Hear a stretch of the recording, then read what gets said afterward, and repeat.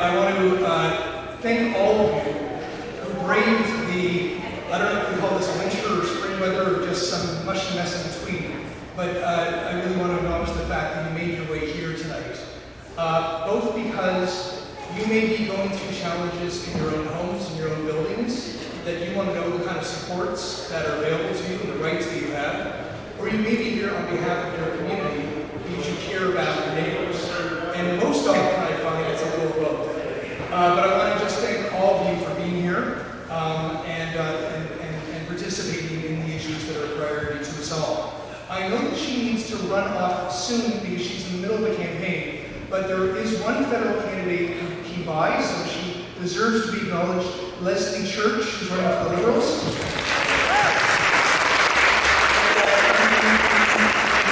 Leslie, the fact that in the middle of a big campaign that you stopped by tonight shows your interest in these priorities, and I'm very grateful. Thank you. So, without further ado, I want to introduce the guests that we have today who are taking time from their lives, because their lives, a big part of their lives is about helping you and your neighbors.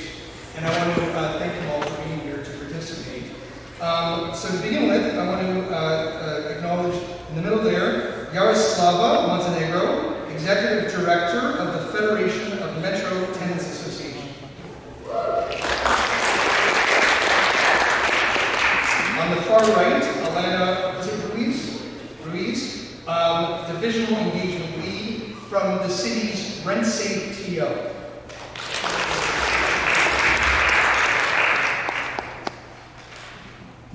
Stacy Semple, the leader of the downtown, you can put a slash midtown, Acorn. And I also want to thank some of our partners tonight. The wonderful, is Karen here from the Brentwood Towers Tenants Association? Karen? Thank you, Karen, and thank you to the BTTA for the amazing work you do for the buildings at the Brentwoods. Thank you. Also, Municipal Licensing and Standards, Maha Nathan is here, Anika Mark from Black Urbanism TO, and Vanessa Omajola from Wood Green from St. Hilda's. I want to thank all of our partners.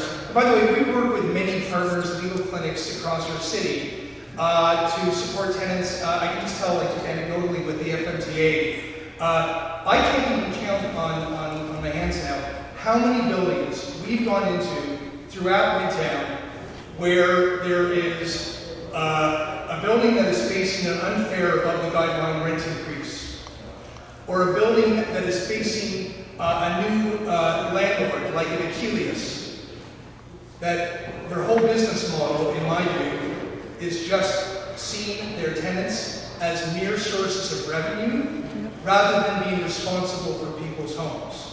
And we go in and we help organize tenants associations to be able to know your rights, collectively protect your rights, and work together to go to the landlord-tenant board or anywhere you need to defend those rights and defend the affordability of you and your neighbors. Acorn is a remarkable organization that I work very closely with on a number of issues across the city to defend tenants whose rights are being jeopardized. And that's why I wanted them here today to also talk about some of the advocacy that they do. And Rent Safe TO, and I'm going to say this objectively. You may remember a few years ago, I initiated the Tenants Issues Advisory Committee at the City of Toronto. And I chaired it, and many of the issues regarding tenants are admittedly provincial under the RTA. But I wanted to see what could the city do, creating a rent safe within the powers that we have to ensure that when you have vermin, when you have issues that need fixed in your homes to keep them healthy and safe, that we had a team at the city that could go in, audit the buildings, and respond to the needs, both in common areas and now in unit by unit. I also, and this is, by the way, not any one member of staff, they are all exemplary.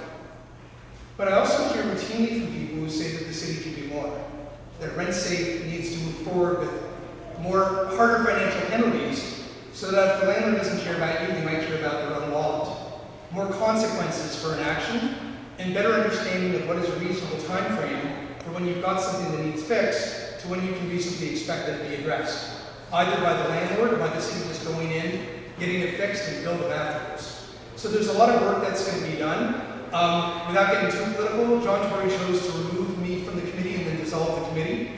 I'll digress there, but I am seeking some success now with the new mayor to strike a new committee that will focus on tenants' priorities, which I hope to be part of, and some of these issues to advance the city's work. I hope that we're going to be successful in making it much stronger and far more effective. So, without further ado, I want to invite each of our guests to say a few words and just share some of the work you do and obviously any of the advocacy issues that you want people to be aware of. In any order. Do you want to start? Sure. Betsy?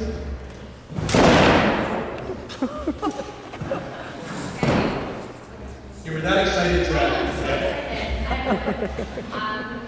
As was stated earlier, my name is Elena. I'm from RentSafe. I started as a supervisor in RentSafe. Now I'm a divisional engagement lead with the program. In terms of RentSafe and what we do, RentSafe, we register all the apartment buildings in the city of Toronto that are 3 stories or more and 10 units or more. So it has to meet both of those criteria for them to be registered with the program. We take service requests from tenants. So, for example, if there are issues in your unit or in the common areas of the building, you've submitted a work order already to property management and it's going unattended to or unaddressed, we highly recommend tenants submit a service request to 311. And then what happens from there is we have a bylaw officer come out, they do an inspection of whatever the deficiency may be. If there is a violation of the bylaw to be found, they will issue a property standards order. It's usually 30 days.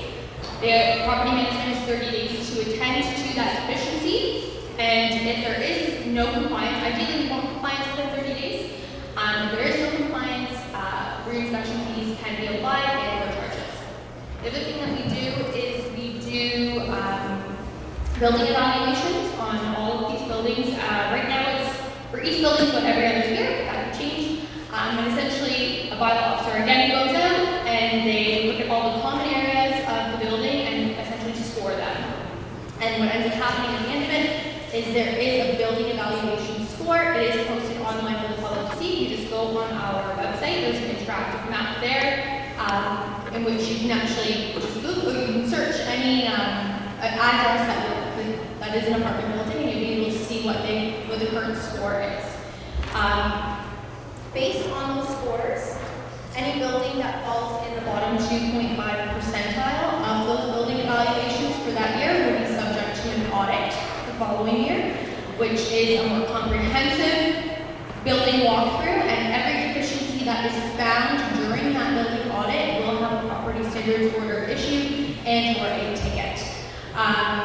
The other thing that we do during those building evaluations is we do tenant engagement. So we will go to every door knock, engage with the tenants, let them know that we are there for X amount of hours, and if there are any service requests that they would like to submit for any deficiencies that are inside of their unit, we will take those as well. And that's pretty much what we're doing here. And by the way, we're just going to go to each of them for a couple minutes, and then we're just going to go into a general discussion. So I'll come to each of you who wants to ask a question. Good afternoon, evening, everyone. My name is Councillor. I am with the Federation of Tenants Associations in Toronto. I'm going to be here with you guys today. It's actually a neighborhood that I grew up in, just down the street on Matlow Park. So, and I'm still a tenant today, just up on Eglinton and Young. And so, like many of you have experienced a lot of the hardship and see firsthand. And one of the things, one of the really good things about FNTA is that we organize tenants on the ground where they're at, and we're trying to be able to organize them to be able to build what we are trying to be able to build tenant power throughout the city. So there are two things. So what I was saying, so I understand exactly like how folks are dealing with tenancy issues like on a day-to-day. For FMTA, we have two main divisions within our organization to be able to help build tenant capacity and organizing in the city. The first one is our tenant hotline, which focuses specifically on specific questions that you may have in your tenancy, whether it's an AGI, whether it's, for example, if you're in a multi-tenant household, whether it's dealing with a renovation. We deal with a variety of different tenant issues in a tenant hotline. In fact, we have some of our tenant staff, relief staff that are up in the front at our tables. So if you have any other questions that you can't, like for example, if we don't answer for you here at the table, they're happy to be able to answer those questions for you after the Q&A. That's one aspect of our organization. The other aspect is the tenant organizing. And so that's where we have, for example, if you are dealing with an AGI that you don't really know how to deal with, we have specialized staff. We'll go into your building to be able to explain to you how the process is, how to be able to go to the LTV, how to be able to advocate for your rights as a tenant in those spaces that are usually precluded against tenants in that way. Or, for example, if you want to build a tenant meeting or a tenants association and you have no idea where to start, you can contact our organizing team and we can absolutely go out to help you, to be able to help connect with your neighbors, organize tenants in that way, and be able to help mobilize your tenants' needs across the city. And actually, this neighborhood and this ward is actually on our top list of priorities because we get some of the most calls from the neighborhood. I'm sorry. And so we're really happy to be able to help you with those issues. So I'm looking forward to the questions tonight. Thank you.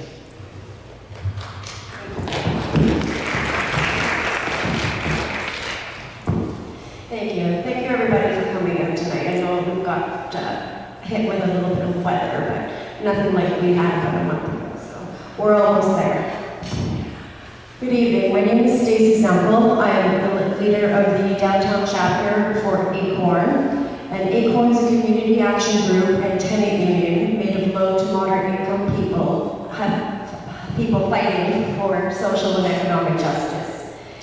Acorn started in 2004 in Toronto, and we now have over 180,000 members organized across Canada, in BC, Alberta, Ontario, and the East Coast.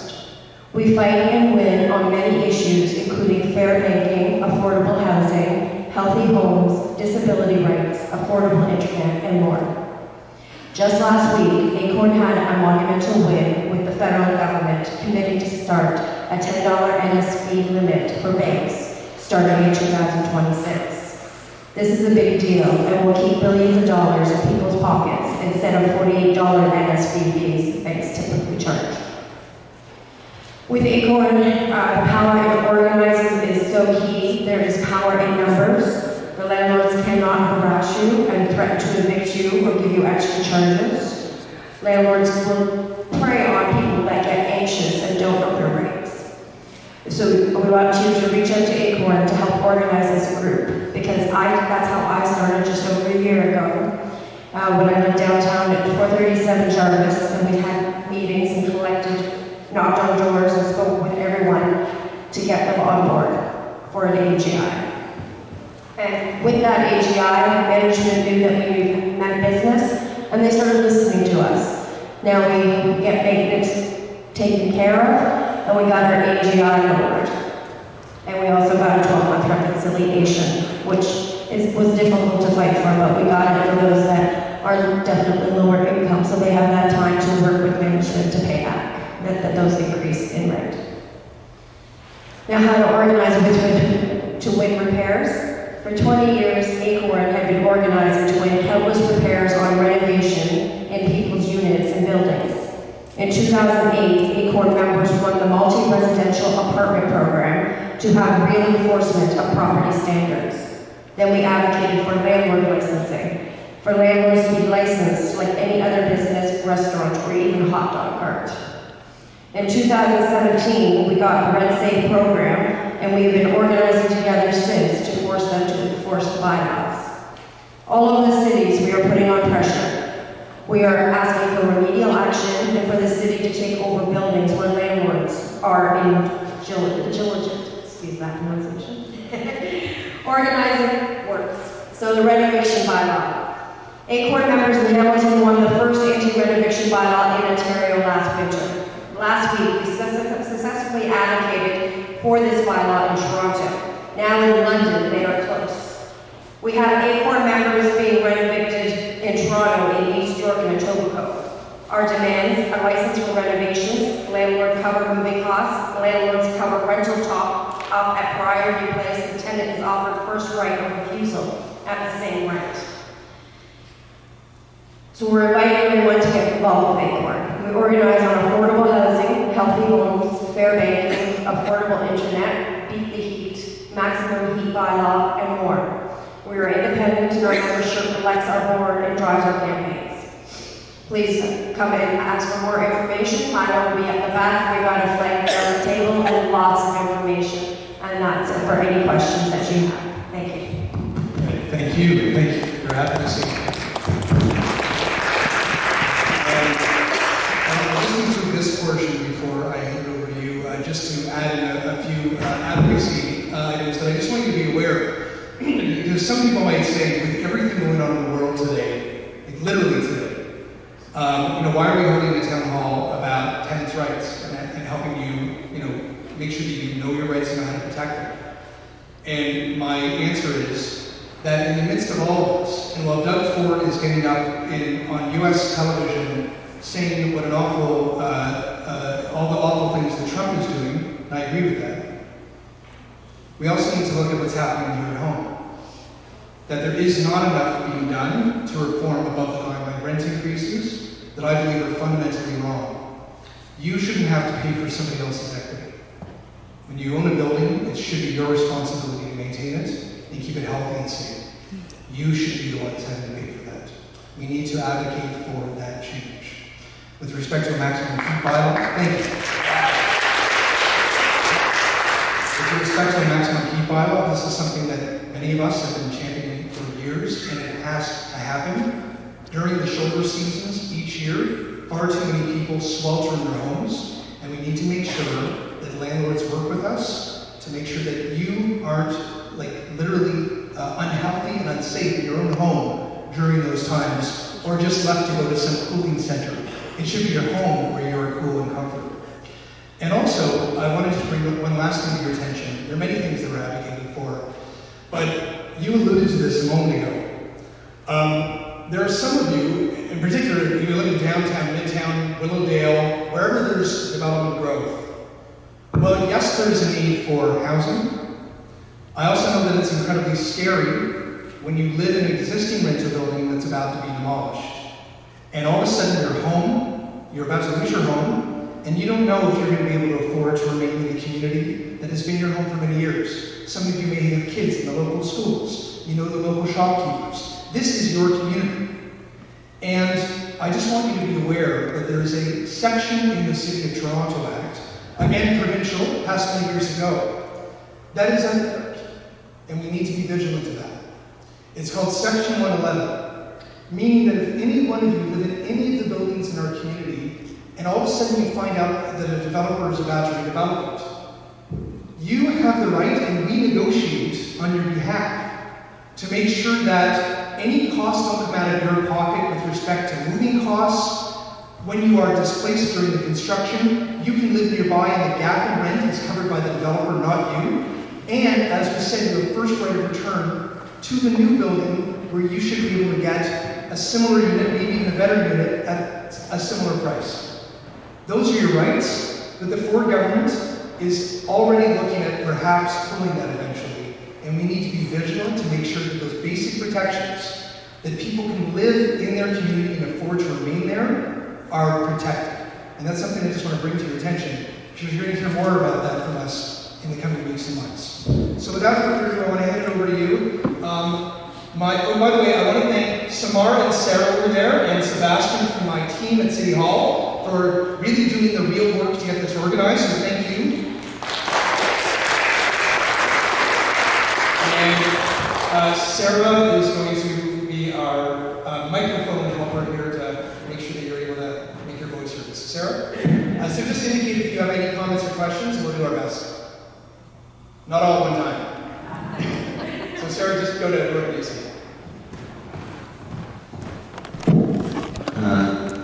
Acorn. You have a new project developed for residents of Toronto Housing, Toronto Seniors Housing. I very much support this. The meeting that I attended seemed that many of the buildings have similar problems with home invasion, because they are homes, so people coming in from outside who don't live there, it's a home invasion, and with pests, and I'm wondering how that program is working. Well, I would recommend that you organize. Having said that, we have regular meetings, both at buildings, at the Acorn office, and other community areas where members meet, and then we create actions. We just met with actually the Minister of Housing for the federal government, Nate Smith, I can't pronounce his first name. I'm having issues with pronunciation, my apologies. Having said that, with social housing is one of our mandates, obviously to build more and make them also livable, healthy environments. What our steps are is to gather people together, speak with management, make it known to the government as well, so the government comes in as well as an authority. And then last case scenario obviously would be the tribunal, because we all know the tribunal, it tends to favor landlords, and also the backlog is insane that we have to wait years before we see any remedy. I tend to find that if you actually engage with management on a reasonable level and say, look, this is not well, and then I also too, Red Safe, although my apologies, I mean no disrespect, it needs cleaning up, but it needs to be more enforceable as well. And Acorn is working on creating that as well to have better homes. We all deserve that, especially in today's rental market. We're paying way too much to live in conditions that just aren't healthy. Sarah? Hi. So I live in a building, 7 Jacks Avenue, it's called Summerhill. It was owned by a family for many decades. It was sold to a big developer, Starlight. And the developer has started putting in washing machines and renovating units. And we've had a lack of water, lack of water pressure, and a lack of hot water for 2.5 years now. We've made many calls to 311 and sent in bylaw officers who have been very personable and diligent, and they've issued work orders, but the problem is still not been fixed. So for the last 8 days, many of us have had no water, no hot water. My question is, you mentioned that the city has the ability to actually make repairs and then bill the landlord. Is that true? Yes, I'll start with that, and then I'll follow up on what I'd like to see done. So what you're referring to is remedial action.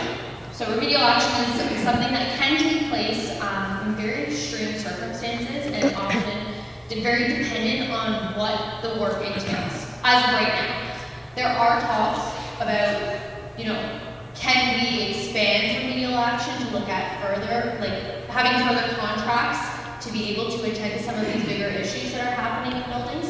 But as of right now, it's still a conversation, I think.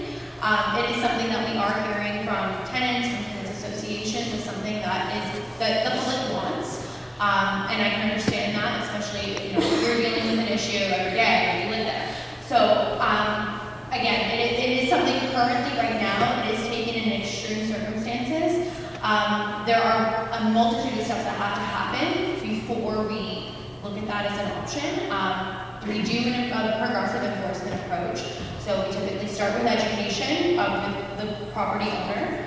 The next would be issuing a property standards order or notice of violation, charging reinspection fees or tickets if they're applicable, and then after that, taking it to court and having it in front of a JP where it's ultimately their decision to make what the penalty is going to be for not complying with the property standards order. Again, obviously our goal is to get compliance, and obviously remedial action is an option, but again, as of right now, it is a situation that is taken under extreme circumstances.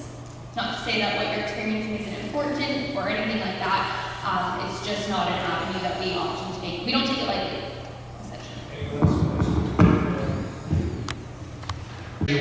When we spoke briefly earlier, what Alana is talking about is the status quo. And it's not Alana's fault. She is here representing the system and she's doing it very well. It's about changing the system.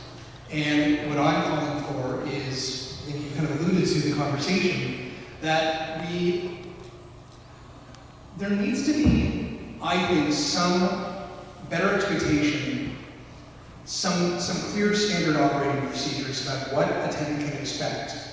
So in other words, what is a reasonable time frame to get A, B, and C done? If you see a rat in your kitchen and there's a real problem there, are we just waiting for some compliance? If the basic utilities aren't working and your amenities aren't working, what can you expect? What's reasonable? And then when is it reasonable for us to say, you're out of time, we've given you a lot of grace, you're now going to be compliant because we're going to make you compliant. And that's what I'm pushing. But that's why I'd asked to strike that committee again so I can start moving motions to the council. But by the way, in particular, you've got my card, and if we can, this is the system change, but if we can go to bat for you individually for your building and help you, we want it. I think I understand well and very little, and I might like to understand a little bit more on the hopes that something is possible to change and what the dynamics are. Sometimes where I live, we were told that we have, I have no idea how to measure this distance from a ring, but that we have an American style landlord, and so An American style landlord? that's what people say. So what I do know is that our building was purchased by a group that we don't know who the landlord is. We can only message on a kind of point system. We don't have any on-site super or anything any longer, and we just have to sort of contact at a distance. But with that, there were a number of challenges. I remember we had the building stickered with bylaw and other notices saying that it had to be compliant with this, that, or the third. And I think we just kept paying fines. And there's like an attitude of blowing off sort of normal things that are just common.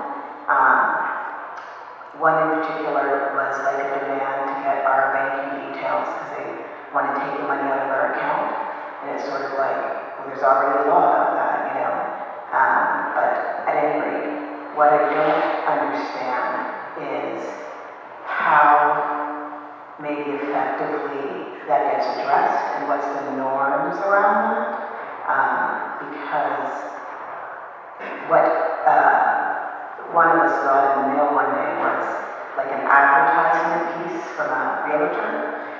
You know, maybe we shouldn't have opened it, but we did because it was addressed to our building. And it said something like, all these low rent people in these buildings, and these are the ones that are being sold, you know. So it was like a clear kind of advertisement piece saying, you know, purchase this unit where these people are paying less in rent, you know, in a way that is suggesting there's an opportunity to be had there. So what I don't know is, like, where are the norms with that, and how do you, like, address issues and change when there isn't much of an interest to sort of be compliant. I'm going to give one example just for clarity. It was, I think, November, and we had no heat. And I only found out later that someone got a message when they sent it into the portal saying, we're not turning the heat on, you know? And the person said, no, you are. Anyways, I actually thought the story I got from the city, which was the boiler had broken, was the truth. But then two people showed me, no, they just told us they weren't turning it on. And then it was like 13, 15, 14 days later when the city said, no, you better turn this thing on now. And then it did come on. But I guess there are common practice with certain landlords who know that they can blow off certain rules, and I don't understand exactly how that works.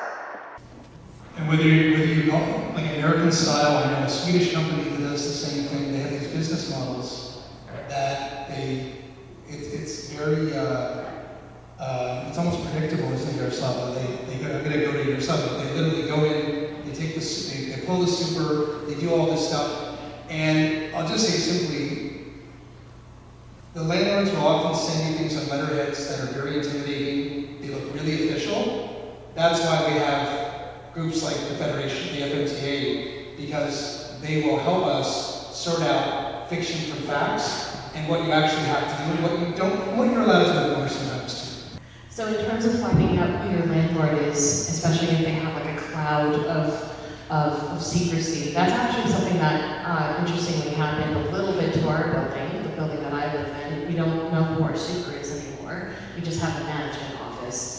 And so at least we know who the property management company is. I get the sense that in this case you don't know. So what I would do in your case, and if you want more directed assistance, I implore you to contact our team to be able to help you, and we can maybe talk after this Q&A. But through the archives, through the Toronto archives, there are records of who owns which buildings. And if you search your address in the Toronto archives, you can find who the owner is of your building if you are unsure who the owner is. So that's number one, to be able to understand who the owner is. And then from there, I would strongly suggest, if you're having different issues when it comes to issues of maintenance or other issues, it's hard to hear with the echo in the room, but I would suggest talking with your neighbors. If talking with like the other folks that are living next to you, if you live in an apartment building, and if you're living in a single like household, finding out who that landlord is to be able to begin the process of demanding like more like information about your rights and other things, but also in terms of like taking, making sure that you reach out to our team to be able to help you navigate the different systems that you're looking for would be really helpful. But finding out who that landlord is first paramount to that to what you're looking for, and also organizing with your neighbors. Thank you. Actually, also too, there's one thing that Adam Acorn is advocating for is more transparency. Why do we want landlord licensing? There are way too many landlords out there that are hiding behind the numbering company. We all know that. I've done my share of corporate law back and forth. And it takes I know the process to go to the courts, etc., do the search, property search, all that business. But the regular person doesn't, and the landlord depends on that to take advantage. That's why Acorn wants landlord licensing, wants transparency.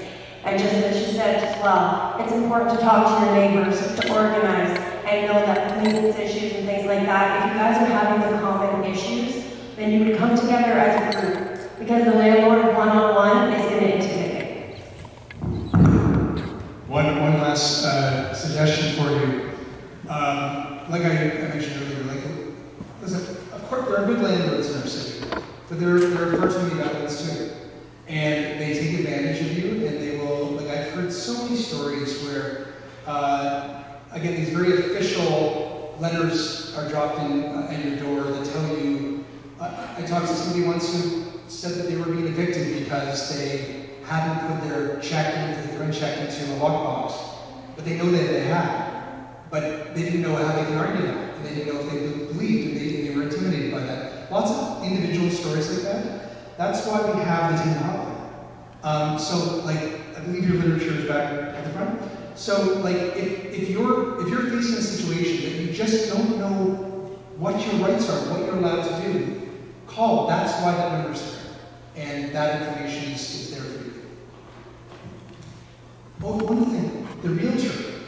If you ever want to let me know even privately who that is, I think that's shameful the way that they're advertising, and it's on the backs of the people who were there. So I like to address that sometimes. I would thank all about the meeting that Khalil brought in. Actually, I don't have a question, but I need to thank your support.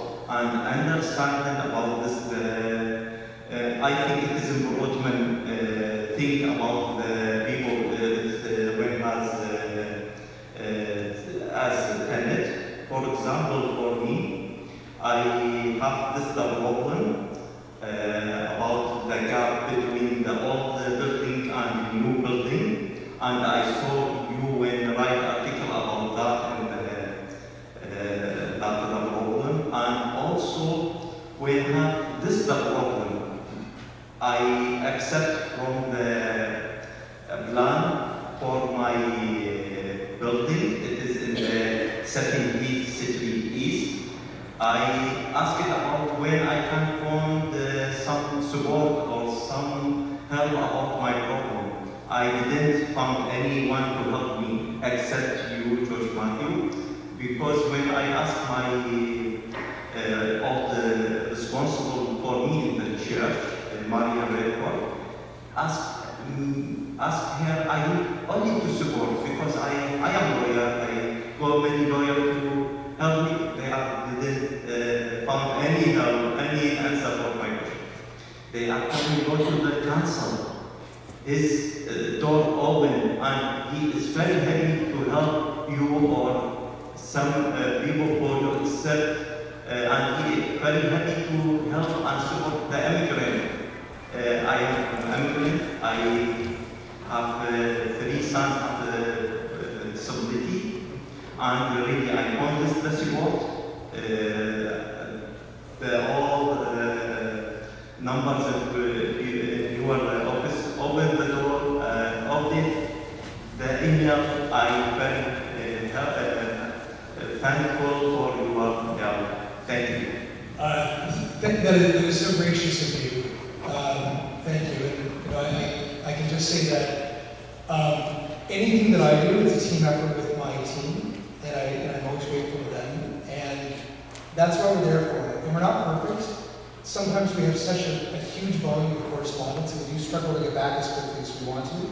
But we always try. And I'm glad that I and you were able to touch your life that way. And I can't tell you what a gift it is. Like, I take that very personally, and these are the stories that I go home and tell my wife. So I'm really grateful for you to say that. Thank you. Really appreciate it. Who would like to go next? I'm John. Come over here. We'll get So we'll get it. I'd like to know, is there a way to find out in advance when the owners apply for the above guideline rent increases?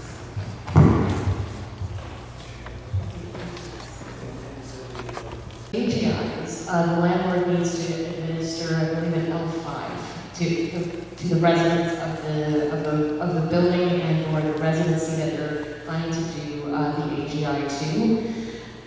There is a specific calculation about how long these AGIs do last. It should say in the L5 form how long the AGI is going to last. And for folks who don't know, there is a rebate for tenants at the end of the AGI. So an AGI is not something that is forever for a tenant. It is something that ends, and then you, as a tenant, need to get a rebate for that L5. And so again, we have. I am brand new to this job from January onward, so the specific technicalities are not me at this point. But you would be able to calculate that through our team to be able to speak a bit more about that information. I don't know if you want to add something else to that. Just because I've also dealt with just a AGI recently.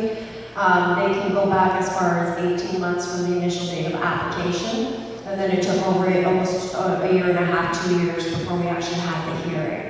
Mind you, of the 8, 9 items listed, they only wanted 4 items. And then again, we can argue with them with respect to what the tribunal, we're trying to work with the provincial government and things like that to obviously get rid of AGIs.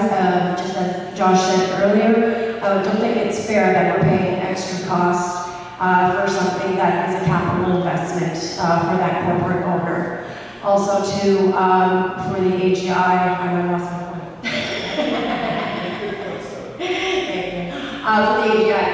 related to her point, a lot of tenants don't realize that actually you can go back from previous AGIs that you have incurred if you've been a long-term tenant, and you should be able to get that taken off and your rent reduced also. So that's something that we need to look at, because actually the tribunal, although I've raised it the last few hearings, different things I've attended, they are a little slack also on providing those records.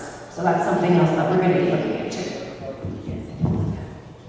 Sorry, I just wanted to add a couple of points to that. This is something that would involve your MPP, so I would highly suggest reaching out to your MPP, as well as your legal aid clinic as well if you qualify. Legal aid clinic specifically deals with folks below a certain threshold of income, so reaching out to your MPP is probably your best bet.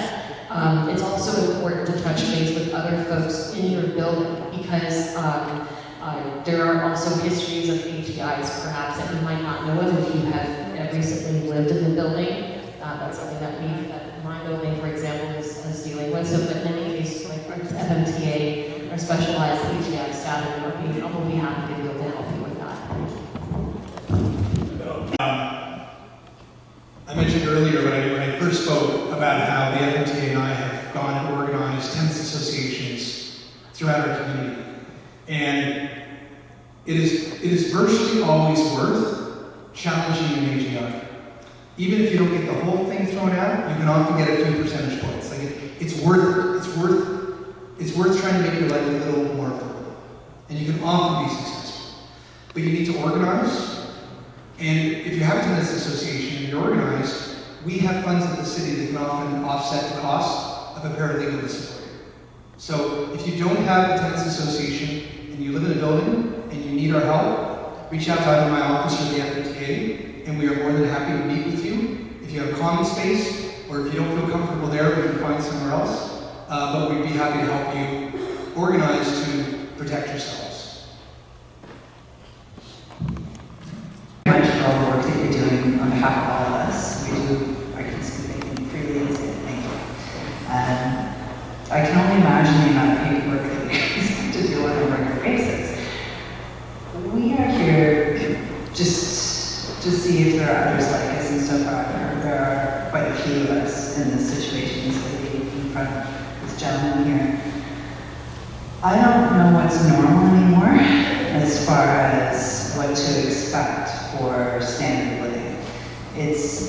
We've experienced a new owner, Q&W Corporation, bought our building about 3 years ago. And so the decline in our building has been steady and exciting. A lot of people left our building because they were afraid. And then we call ourselves the old guard. We've been there for a long time, like 15 years, raised my daughter. But now, rats and no snow removal, and I'm shoveling. I'm 54 years old. That's fine. I like it, I guess, sort of. But, you pay rent, you expect to have certain services met. These are just the fire alarm goes off. Of course, they got rid of the super too, so no super. And the fire alarm goes off. I had the fire department teach me how to turn it off, because otherwise no one would. And we're really tight now. We really like the fire department and our traffic presence. And it goes on like this, where the tenants are now running the building. And again, I don't know what's normal anymore. I have called 311. I do make constant maintenance requests. Everyone in our building does this. We've been following the letters of the law and trying to do everything the way we've been told to repeatedly do it. But it doesn't work, because as I've spoken to a couple of your people, 311, wonderful, but they call the building, or they call the owners first, and the owners come out and they do sort of like a quick fix on the situation, so that when the city does come out, they're like, well, they swept, or, they shut the back door. Oh, our back door was broken for about a year. We had someone break in and sleep in the laundry room. There's a lot of single women in our building, and mothers, single moms, and there's babies. And there's now homeless people sleeping in our basement. There's graffiti that is in the basement that goes all underneath because people break in and have a good time.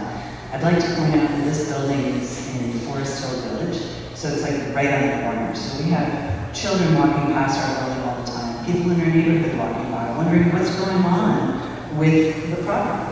The front yard is not taken care of. We actually do the gardening. Again, lots of fun, but we're not paid for this. And if we're not doing it, nobody is. And it's nice to be thanked by our tenants. We appreciate that. We like being a part of our community. I love my community. And I love that I have neighbors that I can count on. I love that we can show up together for things like this. I have people in the building texting me, asking me how it's going. We don't have a rental association thing because the people are scared in our building to start anything like that because they're afraid that they'll get evicted. I tried this a few years ago. And there's an undercurrent of fear, always. When did this happen? When did this become Toronto? And I appreciate the work that you're doing. I actually really do. I hear nothing but good things about you, and I have cut track of you. But we don't know where to go anymore. We don't understand. And I don't know how many questions we have to ask to get all the answers.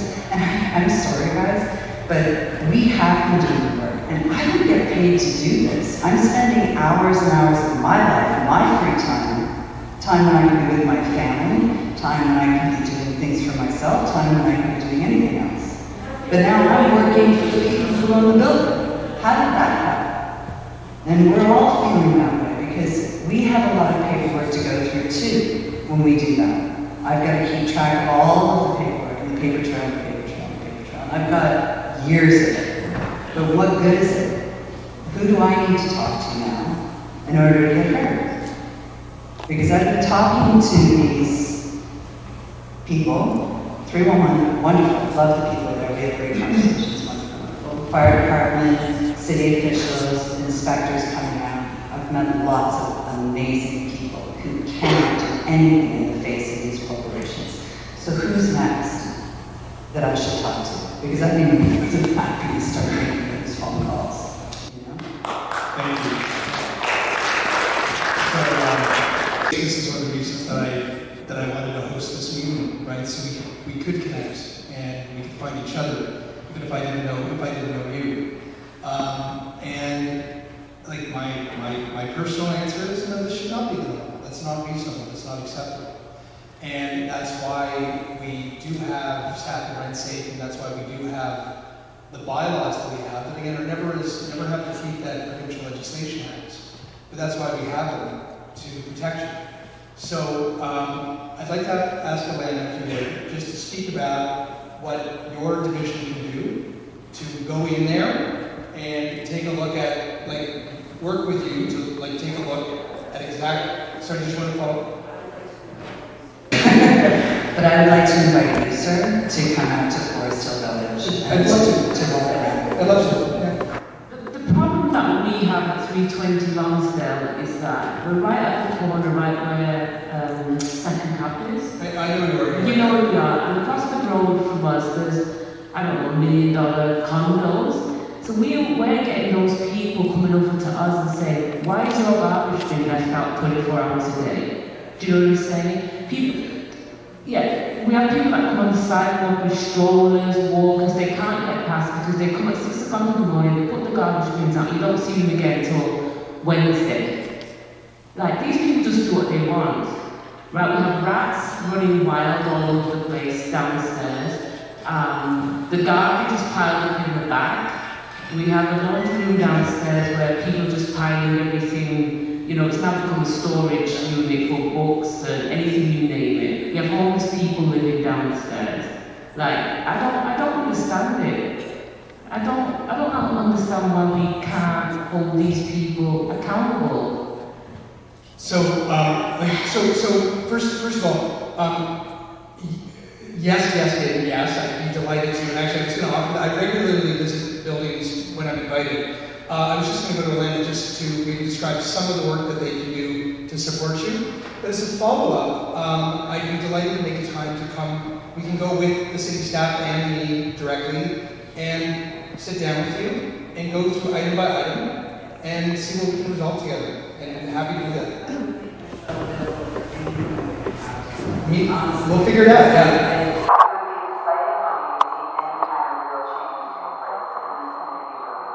These buildings are beautiful, and the community of dream. We have wonderful people living, and it's awful that this corporation just rolls in and decides to take it apart. It's actually just not a state. So I'm not the type that as you get to know me, you'll learn this about me. I never want to sort of pretend that I know that we can do something that we can't. I don't want to tell you something to make you just think that everything's going to be great. I don't know. What I can commit to is that I want to put attention on what you're dealing with. I want to bring every resource and have every bylaw, every rule that can protect you brought to you, and we'll work through it. And even outside of the rules, if I can ever be an advocate toward your land or do anything to champion you, I'm happy to, and I'm glad that you told me about this. And Sarah, if you could share our contact information, and we will make a date for me to come by and sit down with you and go through all that. Fantastic. I look forward to it. We will not be going to. Thank you. We're having to we can go to wherever you want. And by the way, I just wanted you said a really nice thing about me earlier. I just wanted to pay right back. It takes a lot of courage to stand up at a public event like this to tell that story and just be articulate and clear, but boundary setting, but kind. And I really appreciate that. And this is why we need to do more things like this, because this is how we connect. And I really hope that we are able to do something to really help you. And the fact that the two of you, it seems, are kind of putting up your hands to do so much on your own anyway, you deserve people to come and help you. So I'm really happy. Yeah. So when we connect, my office will work with you on whatever you feel comfortable with. I can either come to your building, we can meet at the second coffee, whatever you want. There we go. Canadian coffee company. Yeah, exactly. Done. Josh, like down the street, off Young Street, and we have a building that's 267 units. We have 267 units. Thank you. So my point is that I don't believe that the city understands the depth and breadth of problems tenants are having. Last year alone, in 2024, we had 53 water shutdowns. This year alone, since January 1, we've had 23 water shutdowns. Yeah, but try to... Sorry. Multiple tenants have called 311 to no avail. We know many of the inspectors by name. The issue continues. So now, Several J's, you used to be mine. I think, is it Councillor Diane Sachs on that side of the street? So, first of all, I'm happy to speak to Councillor Sachs and staff, but what you're describing to me is like a level of dysfunction, like this you can't live that way. And you do need more support, and you clearly haven't had it from the city. Alana, we could organize along with the local councillor to get staff back in there, and if they're literally having water shutdowns all the time, it's not working, there needs to be obviously more pressure brought to bear. Vital service shutdowns. One of the first things we're going to do, or the officer will probably ask you, is if it's posted anywhere where you notify. Now, again, obviously, and that's a large amount of water shutdowns that are going on, so we certainly can kind of look into it a little bit further. And I'm happy to. You have to repeat the address for me again, and we can. 7 J's. Okay, perfect. J's. Yeah. J-A-C-K-E-S. Okay, and that's certainly something I can take back and take a further look at. I know we kind of spoke about it a little bit earlier. And again, I do want to reiterate, especially going off of the previous question that was posed earlier. You heard me speaking about building evaluations a little while ago. Now, with the building evaluation, we recognize is a one moment in time that we are having to be in the building, and it could look amazing that day, and everything could be working perfectly fine. And then the negatives might not be the reality for a lot of tenants, all the other indicator.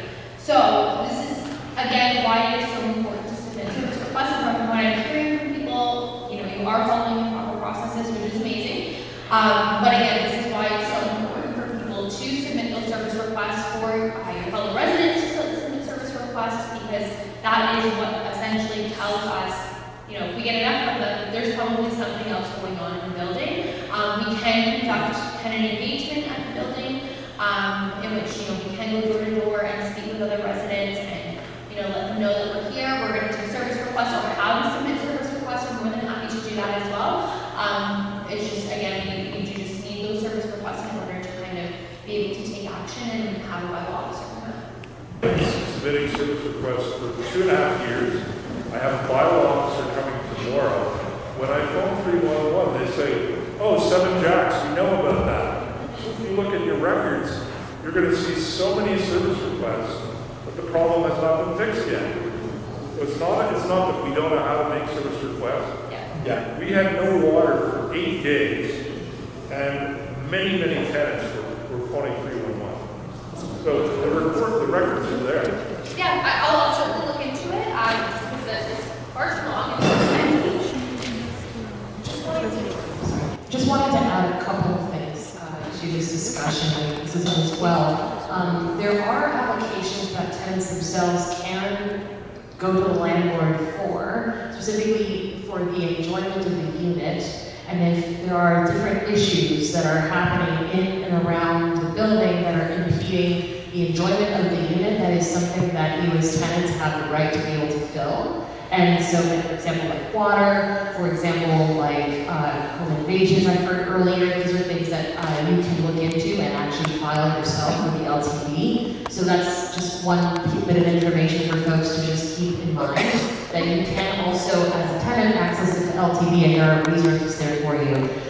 So that's the first thing. The second thing, and I'm sure that my colleague here at Acorn will agree, there is nothing better than to organize as tenants in your building or in your units to be able to push the landlord to do the right thing.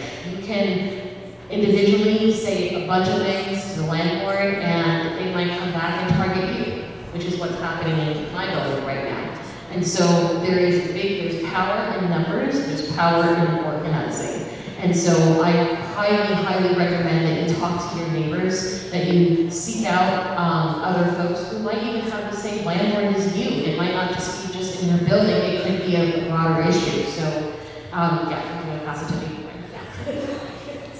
I'm just going to reiterate what she just said, actually. There's so much more importance with respect to organizing.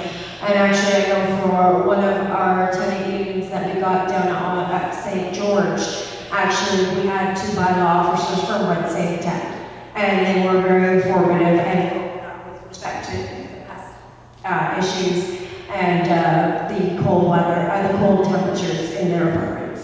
So it's really important to organize. There's power in numbers, and again, we also engage obviously with the city, and we ask them for answers as well. Because again, no disrespect, but Rent Safe needs to be cleaned up. Because I know with some of the reports and some of the files closed that that's questionable. Thank you. By the way, just so you leave here knowing that, like, you accomplished, some action at the very least tonight. I'm not your local councillor, Councillor Diane Sachs. I intend to speak with Diane tomorrow about this. I want to make sure that this is flagged for her as a priority. I just spoke with my assistant, Sebastian Gibson over there. We are also willing to, and again, I'll talk with my colleague, but if we can lean on the property manager directly, we will as well. In other words, I may not be your counselor, but I won't let it go either. And if I can support you and advocate with you, that's not acceptable. Water is a basic human need. You should have water. Yes. Claire West, we have a family-owned building. We took our landlord to the landlord tenant board for the AGI. FMT was amazing. so much. This has been a really depressing night. Actually, I think the theme is we're tired of filing requests, we're tired of following procedures, we're tired of no action, we want action. Why is nobody talking about escalate to the media? Fleetwood had no lead for 2 weeks, you were in the story, Josh, you were amazing. Why aren't we saying go to the press and complain?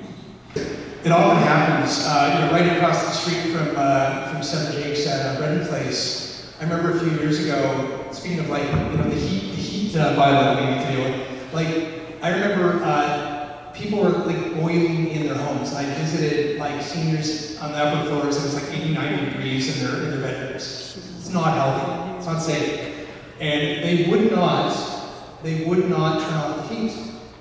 And they kept blaming, well, the city's bylaw says you gotta have it at certain times. And I checked with the city, and well, yes, it's an expectation. They also made it very clear to landlords that we don't expect you to keep the heat on when you're boiling your tenants in their homes. They made that very clear. So we did have to escalate in that case as well to the media.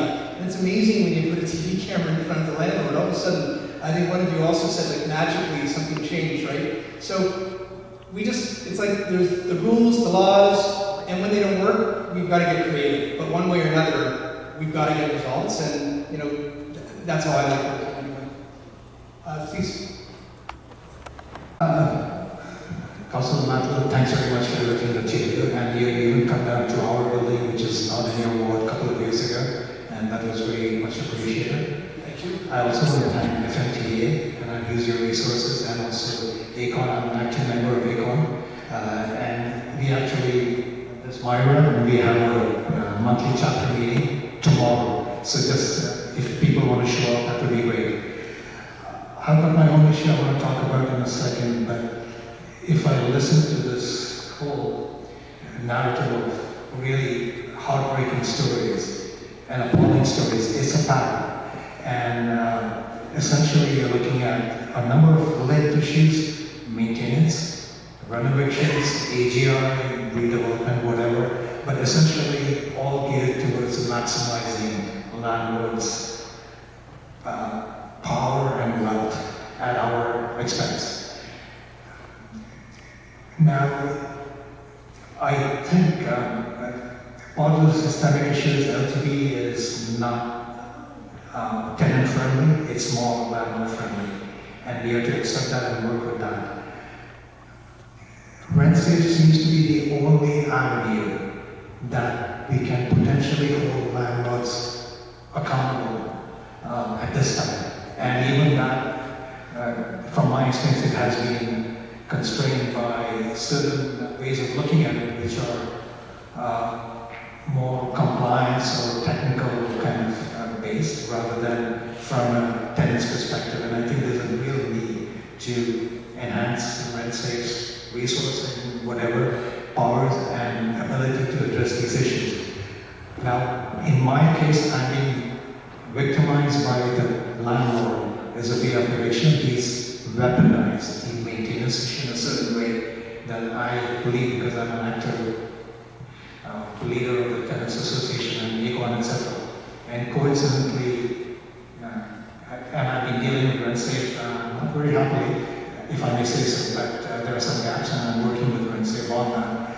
But there's a real need to make rent safe stronger and more, let's put it, the perspective has to be more about justice and landlord accountability than just saying we have to be fair, etc. Because the landlord is really not being fair. They are being highly creative, and maybe the creative solution is to get rent safe to step up and do something in this regard.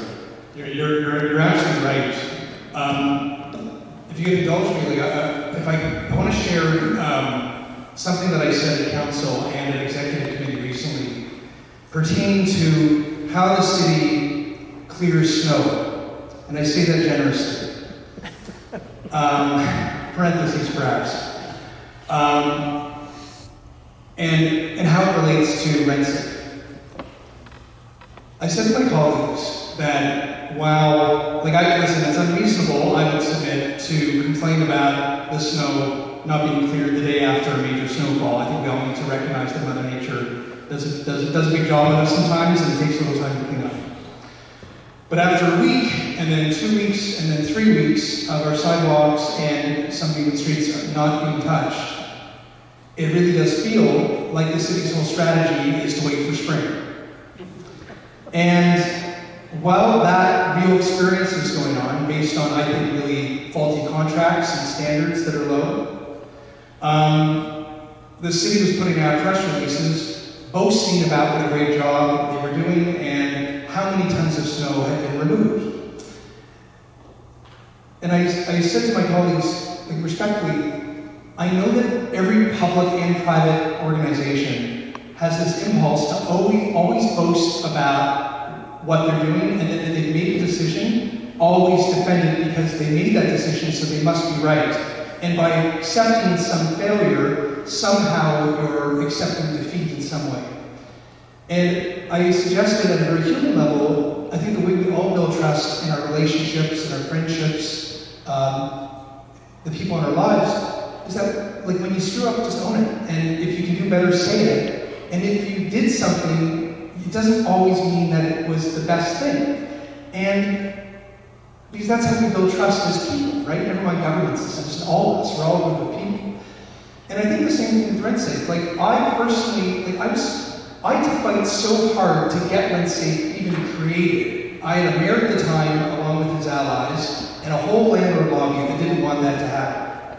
And I had to fight and maneuver and do whatever I could to get the votes up against all that well-funded opposition to even create it, to get it going. And that I'm proud of, because it's so deeply important, because the principle of it is right. The city needs to have people's backs when the landlord doesn't. But in all honesty, the feedback has been that it needs to be stronger when it comes to remedial action, consequences, financial fines, like actually show the landlord, like I said earlier, they might care about their own wallet if they don't care about you. There needs to be some real incentive for it to get done, and if they don't do it, then we should do it and then charge it. Moreover, I'm advocating, this has failed council before, but I'm going to bring it back, we need color-coded signs right in the window. Like Don said, I want landlords, if they're doing a good job, they should be celebrated and credited for that. And if they're failing you, then they get a big red fail right in the window. And that's both for you to hold their feet to the fire, but also for any prospective tenant so that they know what they're walking into before they sign the lease. Right? So I agree with you. I think we can be proud of the fact that we did it, but also recognize that it's not strong enough, and we need to make sure that it's actually effective. I want to say something in fairness to our staff. Alana didn't write the bylaws, and Alana didn't choose all the policies. Alana's doing good work to implement what's there, and she's here in front of us to hear the feedback, which I have no doubt you will talk to your colleagues about. So I just want to say, it's how it's done, it's not the people, and so I want to kind of separate that because I value the work you do. Yeah. Always improvements that can be made. Thank you. But you're absolutely right, and listen, I hope that I'll have an announcement soon, if the mayor keeps her word to me, that we're going to strike that new tenants committee, and I want to drive that hard. So thank you, and thank you for the kind words you said earlier today. 30s, we have about 15 more minutes before we all need to. Okay, let's do as many as we can. My name is Ahmed, 48 Rogers Road, and I voted for you 2 times when I was voting with Moscow that time, like Councillor Moscow, and then when you were running for mayor recently. I never met you, but I was trying to meet you a couple of times. I left messages and some contact, but unfortunately it didn't happen. I'm happy to meet you today. I have a certain issue. I'm 53 years old. I'm on ODSP, and I'm waiting for housing for the last 11 years. And I have small kids, which I separated from their mom. In order for me to see them, she said to me to have a safe place, because I'm living in a rooming place with some other guys and it's not safe. So I would like to meet you if you can help me with that, or write a compassion letter for me to get a house or whatever. So that's my situation, and thank you for your time. I appreciate that. May I ask my staff to exchange contact information? And yes, I'd be happy to talk with you. A couple of questions. One of the things coming up with a long series of AGIs coming up, some buildings doing them actually in succession, even within the same year. I'm curious to know some situations maybe without their control. In my building at St. Clair Avenue East, there is one AGI which I believe shouldn't be there because it's just basic maintenance of the roof. And by the way, if anyone's getting AGIs for roofs, maybe get in touch with me because I can get a lot of info on that. But there's another AGI in the same building in regards to security. Now, the security one I'm sort of less, I would attack sort of less aggressively because there have been situations happening in this neighborhood that may have been beyond their control to prevent homeless people coming in, but I want to know your take on some things are clearly should be in basic maintenance. Other things may not be, and I was wondering if you could maybe help specify what is your opinion on reasonable versus unreasonable AGI requests? So I can pass the mic, so I will respond.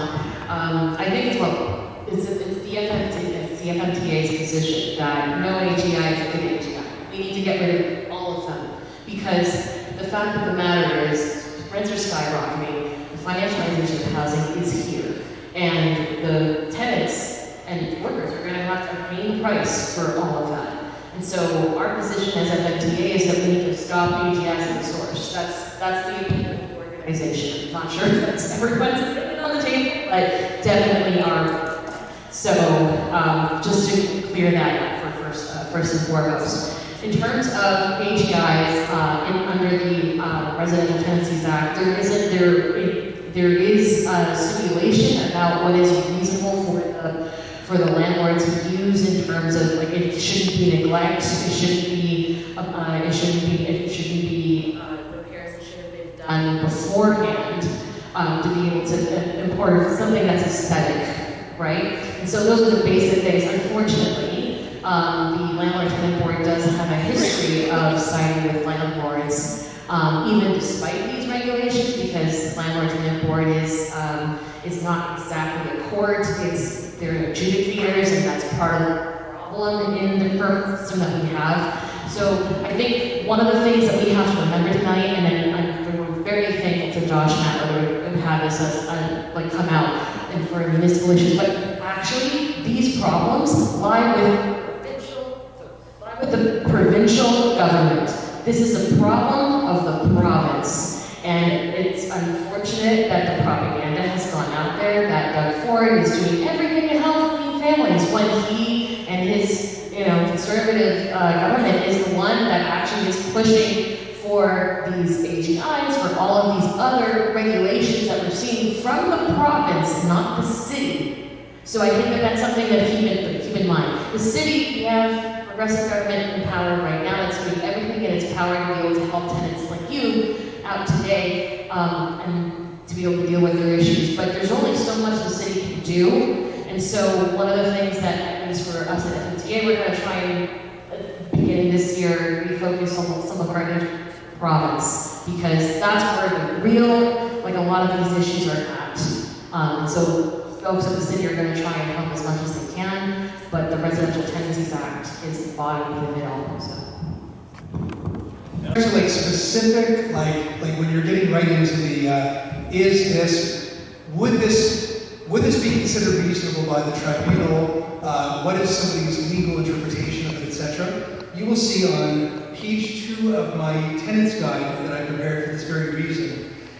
We have contact information for some of the local legal aid clinics, and I would advise you, paralegal would be best equipped to get right into would you stand a chance on that item at the tribunal? Already have a paralegal that I'm personally retaining for the group in my building. Perfect. I've been told that again, if anyone has a roof repair specific AGI, I've got a fair amount of information I've collected and discussed with my paralegal.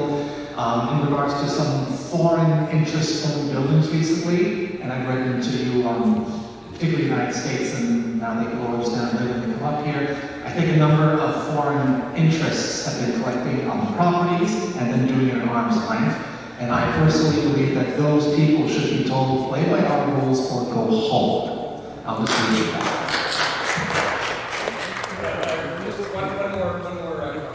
Just that they are involved, which ideally get in the future. First step is to actually address it. And as a group together, we reach out to the Acorn office, for instance, or attend our chapter meeting. It's monthly, the first Thursday of each month. That's tomorrow, the 519 on Church, just north of Wellesley. And you know what?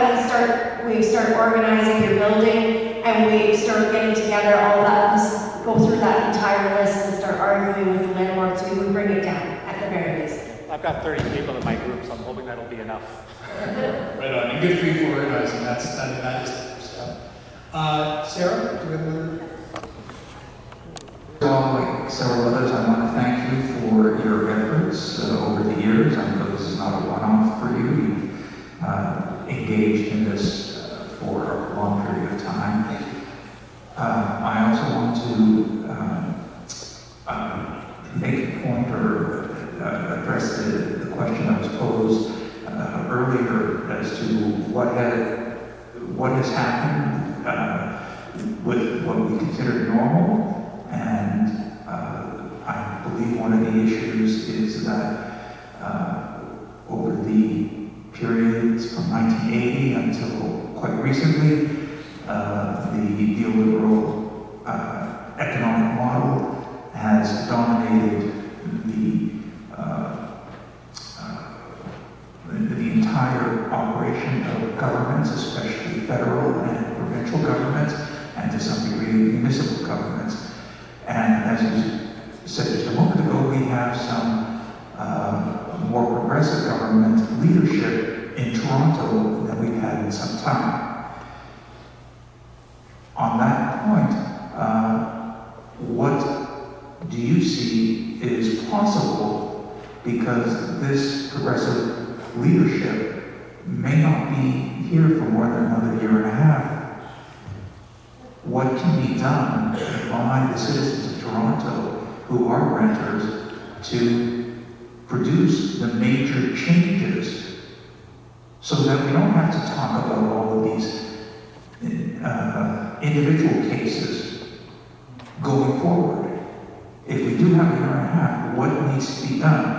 Do all these people need to show up at City Hall and get arrested so that they show up on television? What is the best next step? And also, on the issue of the provincial government, we have unfortunately just had an election. We have another 4 years of Mr. Ford, and there's little that can be done since he does have a majority government, and he does seem to manage to get himself in front of the cameras with regard to Mr. Trump very effectively. So, one way is to get involved in organizations like Acorn and other organizations, whether it be local to you or nationwide, province-wide, citywide, that are advocating toward every level of government for change. And frankly, I would even say, no matter what, whether we call it progressive or in some cases regressive, or liberal, conservative, NDP, green, at the end of the day, it shouldn't matter. It's about what actions you take, and do you actually follow through? And that's what we need to keep challenging on.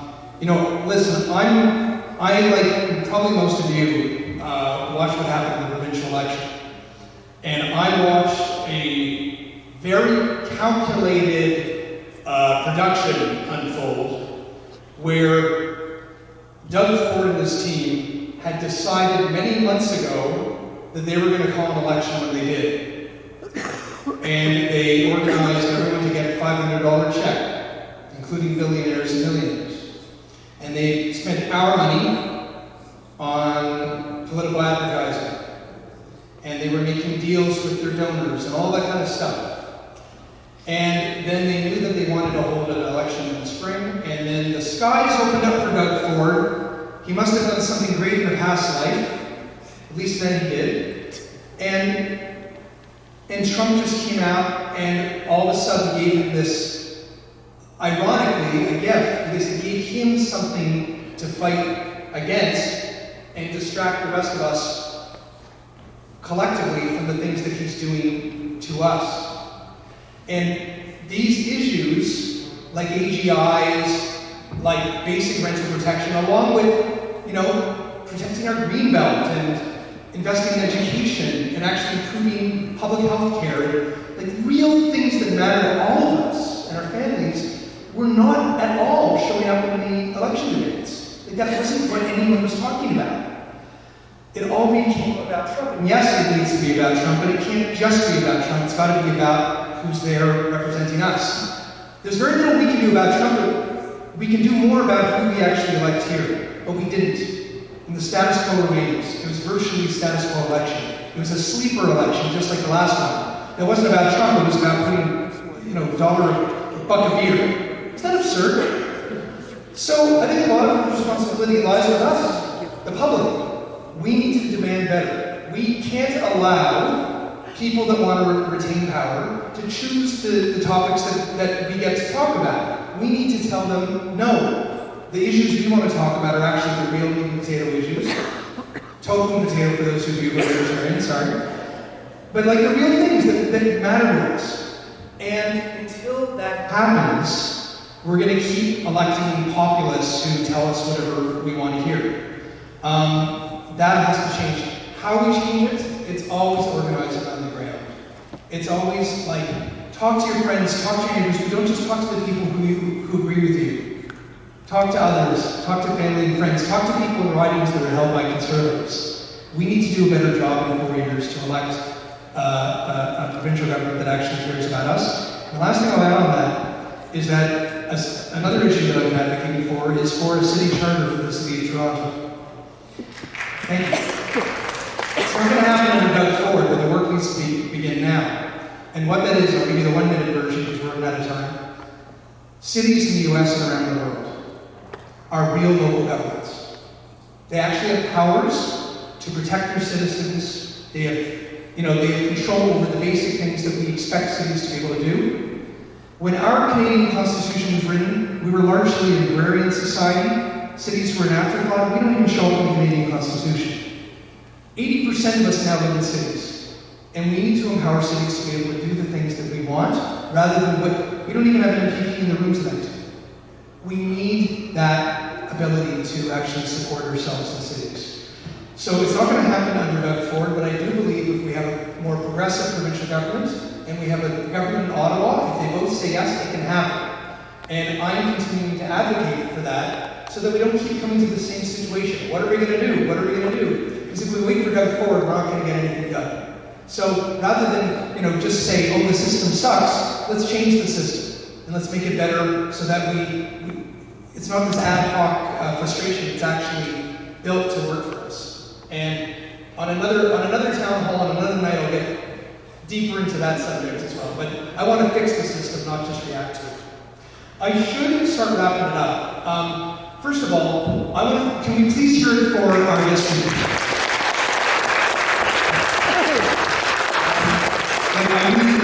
I really appreciate that, this is your time in your life that you have decided to spend here to support people who you hear really do need to be informed and supported. And the fact that you're here doing that, each of you, we are very grateful for. So thank you so much for your help, along with all the work you do when you're not in this room. Even more importantly sometimes, because you're there helping people every day. I want to thank each of you. Part of the answer to how do we change the world is that we've got to come together and do it together. And this is how it starts. This is grassroots democracy, and I'm really grateful to each of you for being here. And to my staff, obviously, for I'm really nothing I do alone, we'll be together.